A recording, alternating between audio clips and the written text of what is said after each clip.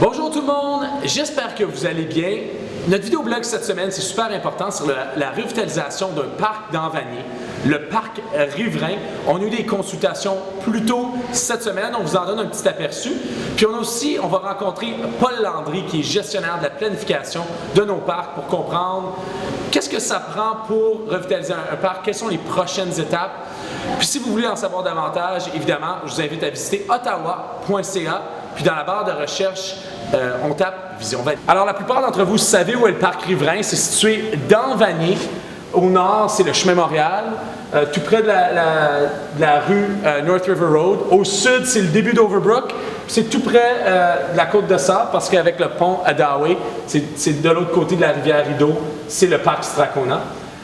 Paul, tu peux peut-être nous faire un petit survol de certains des éléments que l'on a présentement, qui vont peut-être changer, mais on parlera de ce qu'on propose dans quelques instants. Mais qu'est-ce qu'on a présentement dans le parc riverain? Ça commence avec le terrain de baseball, il y en a deux. On a deux beaux terrains de baseball qui sont bien utilisés, qui sont loués. C'est ça, oui.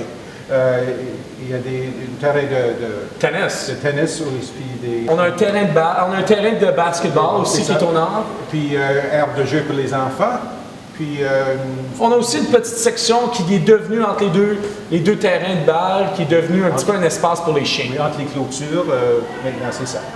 Donc, c'est un projet qui a débuté. On a eu une consultation plus tôt cette semaine, on a eu une consultation à l'automne. Qu'est-ce qu'on attend? Quelles sont les beaux petites améliorations qu'on planifie mettre de l'avant? Alors, ici, le numéro 4, là, je pense que c'est pas mal unique. Oui, c'est une nouvelle zone de planche à roulettes. Sur le vieux terrain. Communément appelé un skatepark. Un skatepark, oui. Alors, on propose de remplacer le terrain de basketball. Avec un skatepark. Avec un skatepark. C'est ça. Numéro 2, c'est un splash pad, un aire de jeu de l'eau. C'est ça.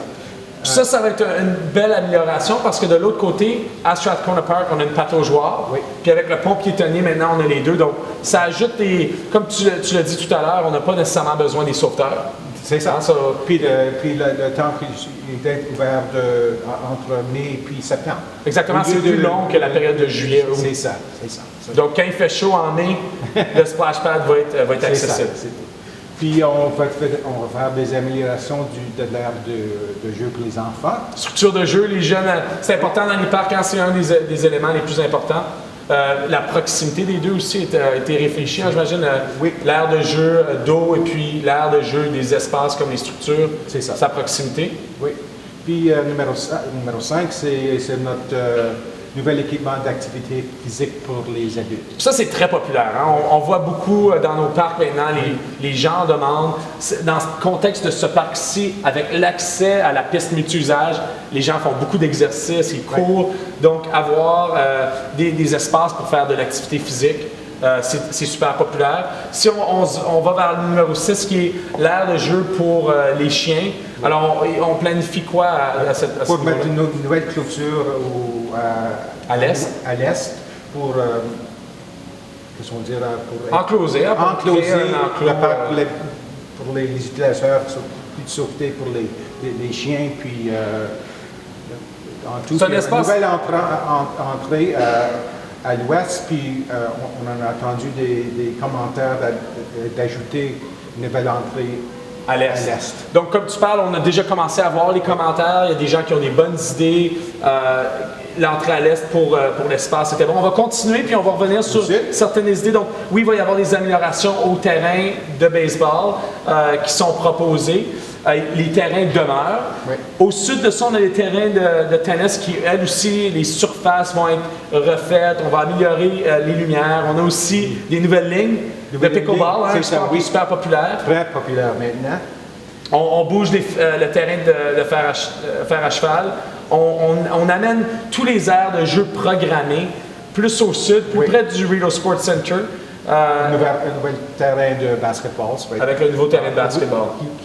Partager avec les résidents quelques options, des options à considérer entre les espaces d'aire de jeu d'eau, les espaces d'aire de jeu pour les structures des jeunes, les espaces aussi pour l'équipement d'activité physique. Oui. Donc, on veut votre pouls, qu'est-ce que vous pensez sur les idées que l'on a proposées. On vous invite à visiter le site web. Au bas de l'écran, il y a aussi les contacts pour la gestionnaire qui est en charge du projet, c'est le temps là. On refait le parc Riverain, on propose une idée, puis on veut vos suggestions.